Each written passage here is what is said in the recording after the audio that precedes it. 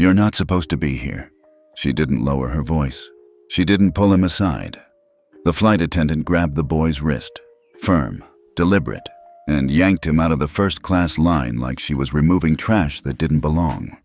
Passengers turned. No one spoke. "He probably snuck in," someone muttered. Gate 18 went silent.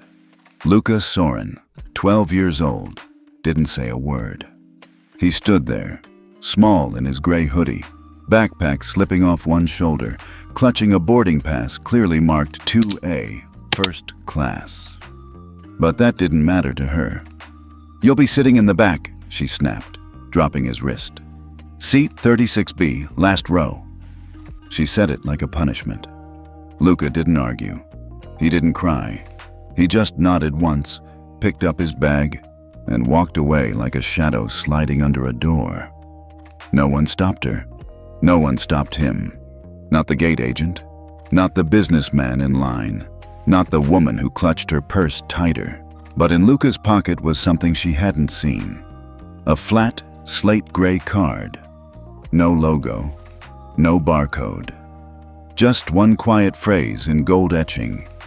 MirrorFlag, delegate access, Tier 1. His mother had told him, "You won't need to raise your voice. The system will do it for you." And now it would. He didn't want revenge. He just wanted to sit where she told him he wasn't allowed.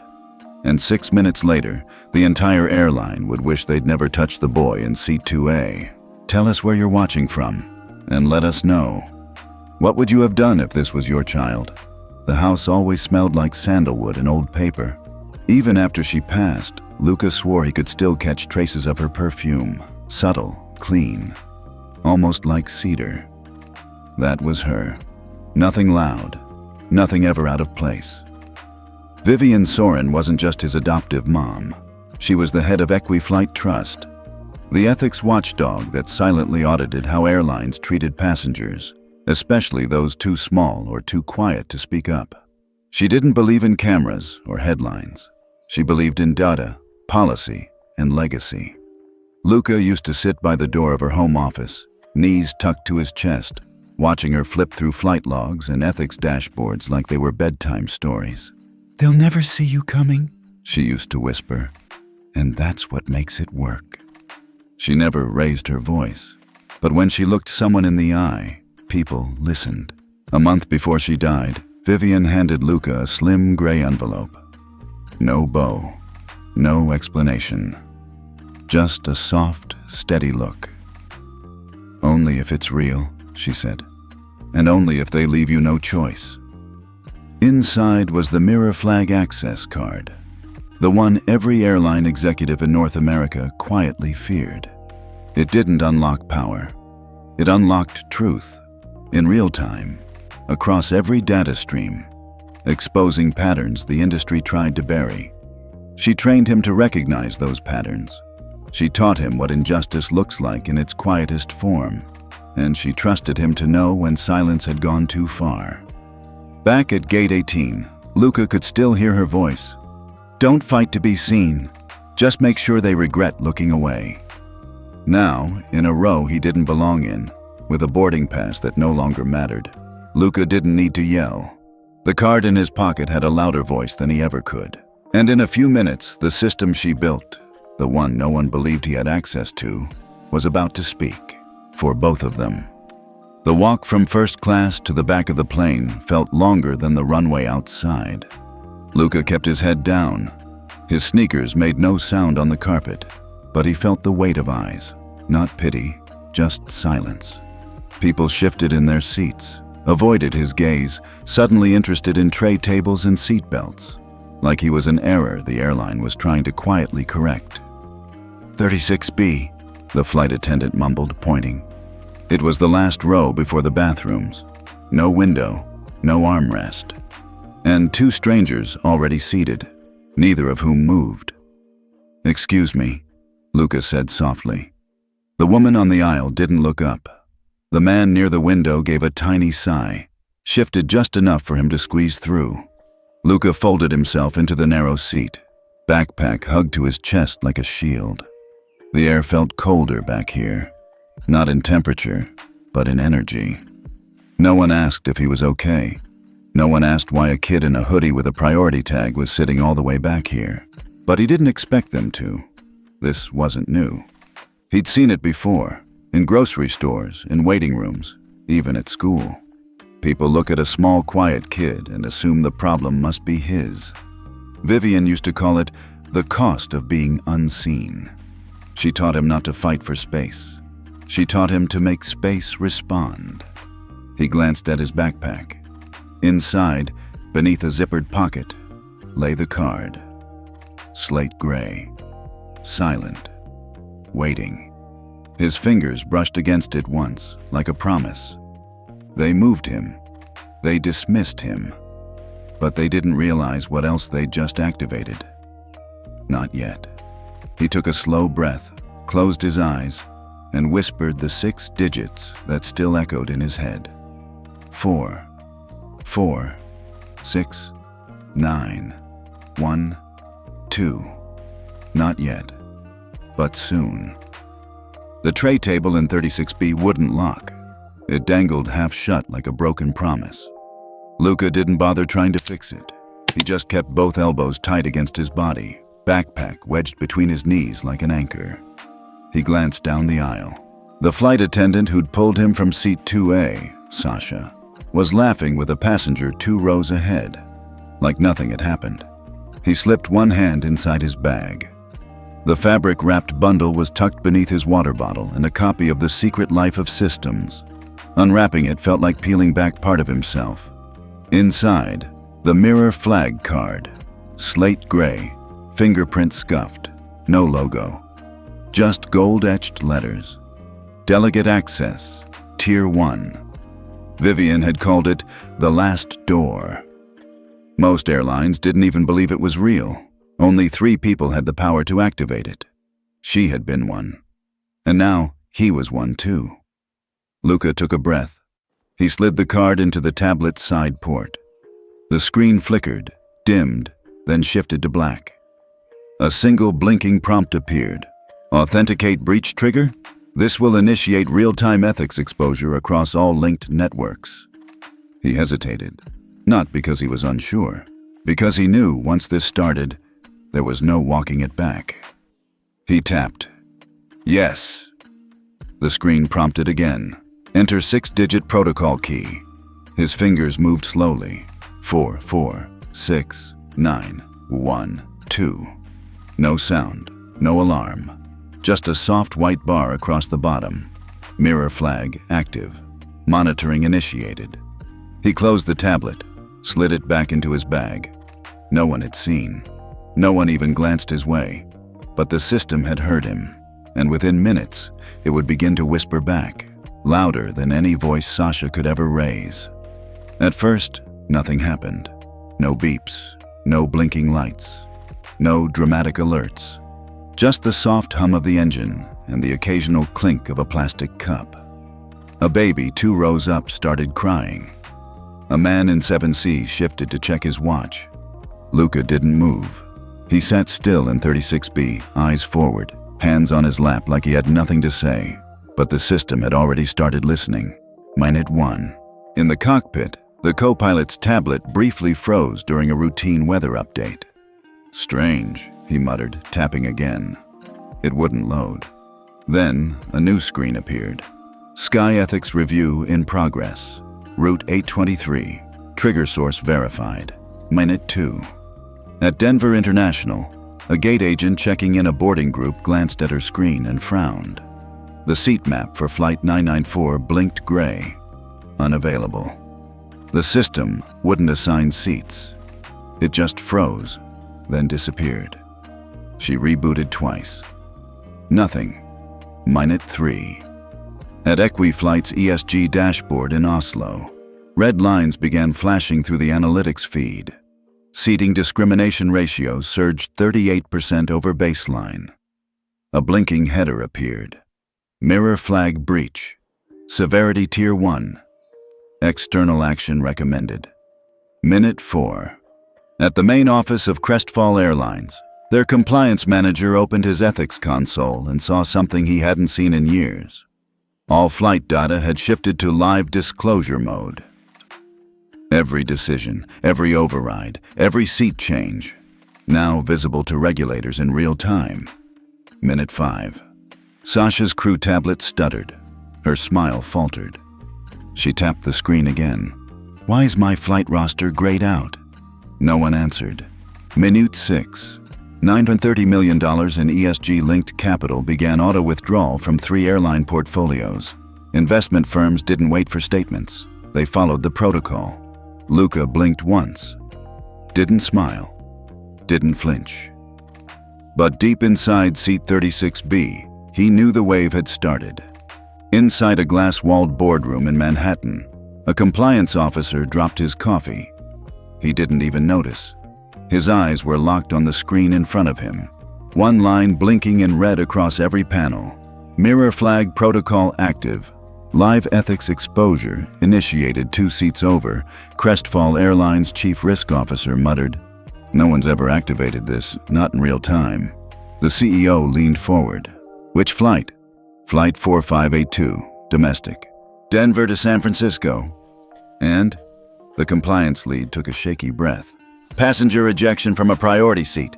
Youth, traveling alone. No grounds. Trigger matches full breach pattern."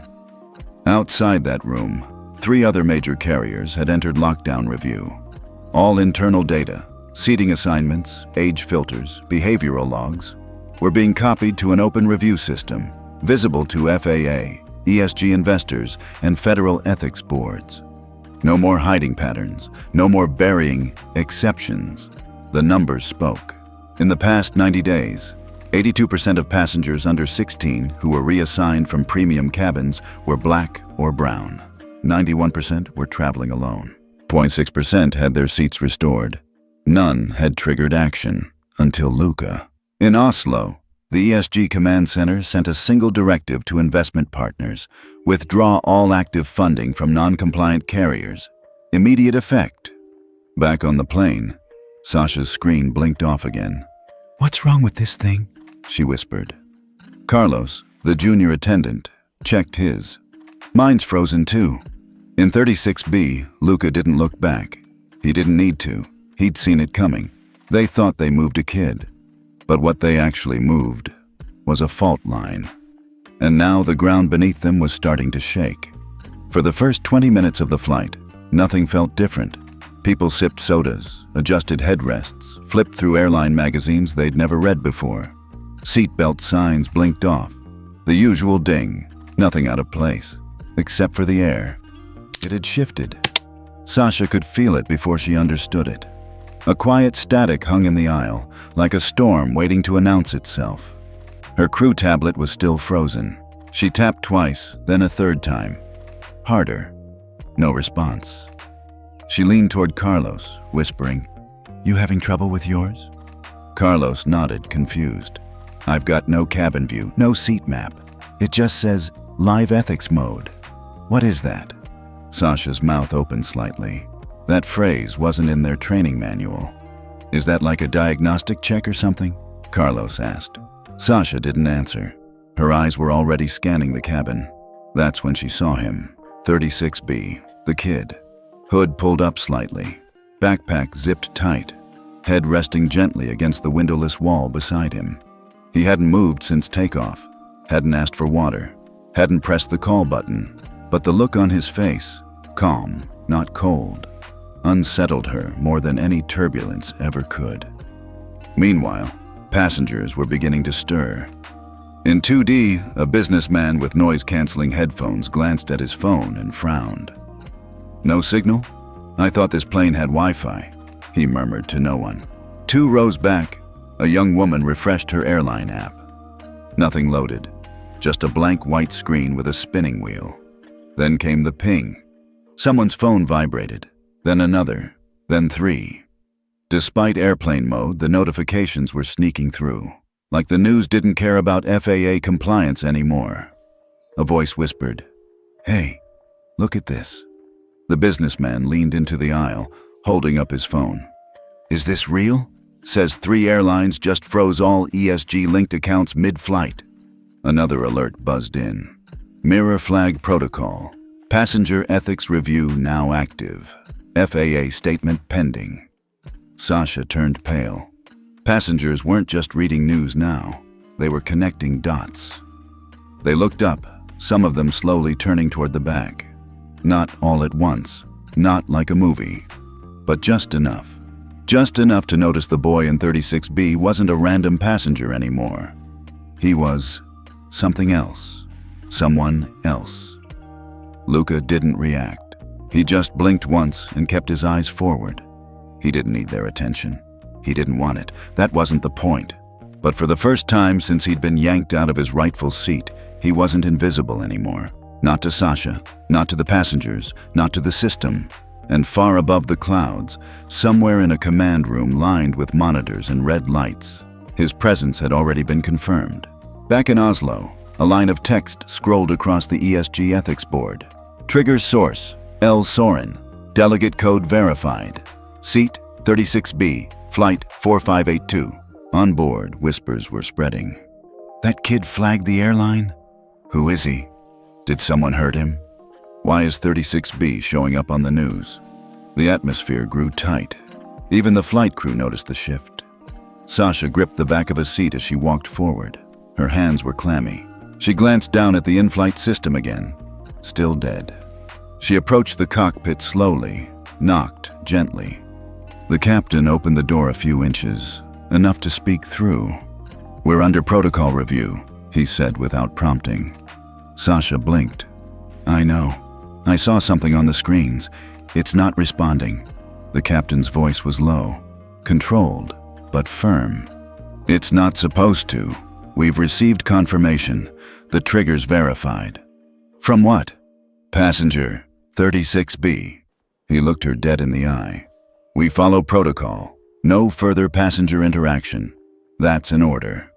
Sasha stepped back like she'd been hit. She turned slowly, facing the cabin, and all the passengers who had started paying attention. She knew then that this wasn't about one kid in a hoodie. It was about what he carried, and whatever it was, it had just changed the course of the entire flight. The plane began its descent over San Francisco. No one was watching the clouds. No one cared about the views. Eyes were locked forward, or sideways, or occasionally backward, toward row 36B, and the boy who hadn't moved since takeoff. Even the landing announcement sounded different. "Ladies and gentlemen, we've been asked to taxi to a private gate. Please remain seated. Do not disembark until instructed." The tone wasn't warm. It was tight, controlled, like whoever wrote that script didn't want to say what was actually happening. As the wheels touched down, a low ripple went through the cabin. Not turbulence, tension. A collective realization that something bigger than a flight had just landed. Luca still hadn't spoken. He didn't need to. He sat still, arms folded gently across his backpack, legs tucked in, like nothing about him had changed, except everything around him had. They pulled into Gate 43B, one of the remote gates usually reserved for federal arrivals. Through the slats of the window, a few passengers noticed. 3 black SUVs, one with government plates, another unmarked, and 2 people in dark suits standing just beyond the jet bridge, holding tablets. A murmur spread. In 3C, a woman leaned toward her husband. "Is this for him?" He didn't answer, because he already knew the answer. When the aircraft door opened, no one moved. Even the flight attendants stayed still, backs pressed against the galley walls like they knew they weren't the ones in charge anymore. Then came the voice, low, clear, and firm. "Passenger Luca Soren, please remain seated. FAA Compliance Division will be boarding." Heads turned. Passengers parted without being asked, like instinct. Like they suddenly understood that the kid in 36B wasn't just a passenger. He was the center of gravity now. Luca stood. No rush, no hesitation. He slipped one arm through his backpack strap, then the other, zipped the front, smoothed the hoodie, and walked. Down the aisle, past every seat that once ignored him, past every face that had looked through him. He didn't look at Sasha, but she looked at him. For the first time, not like he was a mistake, but like he was the one person who had the power to undo everything. Near the door, 2 FAA agents stepped forward. One extended a hand, not to shake, but in acknowledgement. "Mr. Soren," she said, "we've reviewed the data. We confirm breach severity, Category 1. Luca nodded once. "Thank you. You acted within scope. We appreciate the clarity." He didn't smile. He didn't need to. Another agent turned to the flight crew. "Per protocol, this aircraft is now under federal ethics review. Full report due in 48 hours. Interaction logs, crew assessments, behavioral transcripts, all of it." Sasha's mouth opened, then shut again. No one told her to stay silent, but somehow she knew better. The lead agent looked back to Luca. "Would you like assistance exiting?" He shook his head. "I'm good." The agent nodded, then stepped aside. And just like that, the boy everyone had dismissed, the kid in the wrong seat, walked off the plane first. No applause, no music, just silence with weight. The door shut behind him. Outside, reporters hadn't arrived yet, but the data had. And inside every airline boardroom, the questions had already begun. Who gave that kid access? What does MirrorFlag expose? Can we shut it down? The answer was no. You can't shut down a system built to wake you up. Back at the FAA Ethics Center, a monitor blinked. Review trigger, complete source, delegate Luca Soren. Outcome, active audit. 4 major carriers impacted, financial fallout estimated. $930,000 below that, in small gray text, initiated from seat 36B, flight 4582. The seat that no one wanted to assign. The seat that no one thought twice about. Now, it was a number the industry would never forget. "Who is he?" The CEO's voice was low. Not angry, not panicked. Just hollow. In the ESG ethics conference room in Oslo, no one answered right away. Not because they didn't know, but because no one wanted to say it out loud. Finally, the compliance director cleared her throat and tapped a folder forward. Luca Soren, 12, seat 36B, traveling alone. The room stayed still. Someone from the board whispered, "Any relation?" A pause. Then, adopted son of Vivienne Soren. That was it. No one moved after that. Because now it all made sense. The MirrorFlag trigger, the access level, the precision. He wasn't just any passenger. He was Vivienne's legacy in motion. Across the ocean, inside Crestfall Airlines headquarters, the silence was just as thick. A red banner blinked across every internal terminal. MirrorFlag protocol active, full audit underway. They'd seen audits before, quiet, controlled. But not this. This was public, real time, and bleeding money every second. The CFO looked pale. "We've already lost 2 ESG partners. 3 more sent alerts this morning." The COO flipped a report toward legal. The trigger shows youth discrimination, multiple flights, not just this one. Legal didn't deny it. They'd buried enough incidents over the years to know which ones were going to come back first. The CEO exhaled.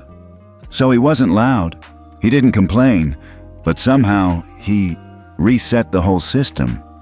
No one responded, because no one had ever planned for a 12-year-old to hold the final key. Weeks passed, but 36B never left the news.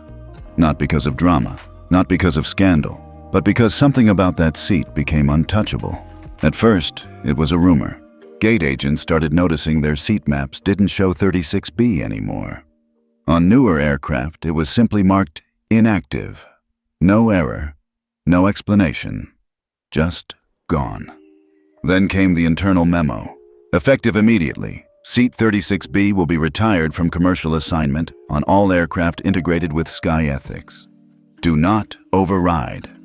No one asked why. They already knew. The seat had become a symbol, not of punishment, but of pause. A space to remind everyone that even one act of quiet injustice could ripple through billions. Back at Crestfall Airlines, the executive dashboard showed red. Their ethics score had dropped below compliance level. Investors froze further funding. Routes were suspended, and the press didn't need leaks. The data spoke for itself now. To keep operating, the board had no choice. They signed the new standard drafted by ESG Alliance, the Passenger Fairness Mandate mandatory ethics training for all crew, real-time behavior tracking for interactions with youth, disabled, or solo travelers, auto-reporting for discriminatory seat changes. It was long overdue, but it didn't come from regulators. It came from a seat no one paid attention to, occupied by a boy no one listened to, triggered by a silence no one expected to echo. Luca never gave an interview, not once. The press reached out for weeks, emails, phone calls, even someone showing up at the school office pretending to be a cousin. But nothing came back, no statements, no headlines, just silence. The airline industry had already been turned inside out, but Luca, he just went back to his normal rhythm, whatever normal meant after you froze $930 million without saying a word. At home, the curtain stayed drawn. The house sat quiet. Not sad, just full of memory. The study where Vivienne used to sit still smelled like cedar and old paper. Her mug still sat on the shelf. Her notes, marked in red ink, were left untouched. One afternoon, Luca stood in that room again, alone. He wasn't holding the card anymore. He didn't need to. It was locked away now, sealed in the same envelope Vivienne had given him a year ago. He wasn't looking to use it again. That wasn't the point. 3 days later, something appeared online, not in the news, not in any statement from ESG or FAA, just a quiet post on a private ethics forum. No name, no bio. The username simply read, 36B. The post was short. I wasn't trying to start anything. I wasn't trying to punish anyone. I just wanted to sit where my boarding pass said I could sit. My mom used to say, "Don't raise your voice just to be heard. Raise your standard and make the system listen." They moved me like I didn't belong. I didn't shout. I didn't explain. I remembered what she built and why. This isn't about power or position. It's about pause. If systems don't stop and ask why they keep pushing the quiet ones to the back, maybe they don't deserve to keep moving. The post ended with a single line. This wasn't about revenge. It was about respect. The post went viral. Quietly. It wasn't trending on Twitter. It wasn't picked up by breaking news outlets. But within 72 hours, it had been forwarded to every executive in the airline industry. Not one tried to delete it. Not one tried to argue with it. They just read it and understood. Because sometimes, the loudest stories don't come with press conferences or protests. They come with 6 digits, a silent card, and a 12-year-old boy who knew when it was time to speak without saying anything at all. 6 months later, a podium stood at the front of the FAA Ethics Hall in Washington, D.C. It wasn't a flashy press event. There were no commercial sponsors, no politicians with sound bites, just a plaque, a chair, and a room full of people who knew exactly what the moment meant. At the center of the stage sat a seat, 36B, removed from the aircraft it once belonged to, preserved, unassigned, untouched. Commissioner Linda Trone stepped forward, holding a laminated boarding pass. The print read, L. Soren, Flight 4582, Seat 36B. She took a breath. Her voice didn't shake, but it carried weight. We have safety protocols for turbulence, for engine failure, for bomb threats and weather delays. But this is a protocol for human dignity. She held up the pass. From this day forward, Seat 36B will remain permanently unassigned on all aircraft integrated with the SkyEthics system. Not as a punishment, not as a shrine, but as a reminder of what can happen when someone is forced to be quiet and chooses to speak in the only way left. The room stood still. A moment of silence was held, not just for Luca, but for every child, every elder, every quiet passenger who'd ever been moved, ignored, or made to feel small. Back home, Luca sat curled up on the couch, knees tucked under his hoodie. His mom's favorite blanket was draped across the side. The TV was on, low volume. He didn't say anything. His foster father walked by, paused, and smiled gently. "You see it?" Luca nodded. He didn't need to explain how he felt. He didn't need to be in that room. The system had finally spoken back. In airports across the country, new signs appeared on jet bridges. "If you see something, say something, or tap pass." Inspired by seat 36B, flight attendants paused when they passed that number. Some nodded, some straightened their jackets. Because on one flight, one boy, in one quiet moment, reminded the entire industry. That dignity isn't something you're given. It's something you protect, even if you're the only one in the seat. Before you go, if you were in Luca's seat, would you have stayed silent? Would you have spoken up? Or maybe you've already lived a moment like that, where someone grabbed your arm, told you you don't belong here, and you had to decide, fight back loud, or let the system speak for you. Tell us your story in the comments. Tell us where you're watching from, and if you've ever felt like the quietest one in the room, but knew deep down you carried more than they could see. We read every word. You're not invisible here.